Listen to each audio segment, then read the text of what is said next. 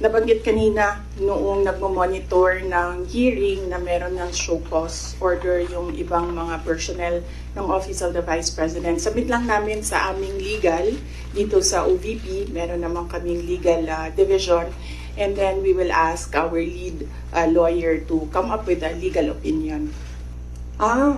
Ang Office of the Vice President naman kasi it's complementary yung mga projects namin sa iba't ibang departments ng gobyerno.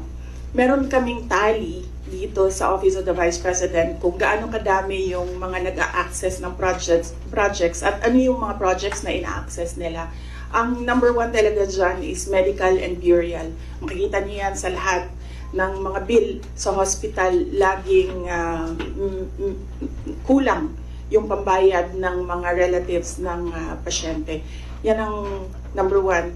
And then number two is financial assistance, yung mga hingi nila na augmentation sa kanilang pang-araw-araw. Minsan panggastos, minsan pangbayad sa kuryente, minsan pangbayad sa upa ng bahay, minsan naman humihingi sila kasi nagkukulang na yung pangbayad para sa paaralan, eskwelahan ng mga bata. So iba-iba yung rason nila, pero the same yung request nila, financial assistance. And ang sunod niyan is yung request, hindi lang ng mga taong bayan, but ng mga local government units or even mga barangay officials. Kapag merong disaster, humihingi sila ng tulong para sa pagkain, food and non-food supplies ng mga biktima ng calamity. So yun yung top 3 na lagi naming ma-encounter na hinihingi sa Office of the Vice President.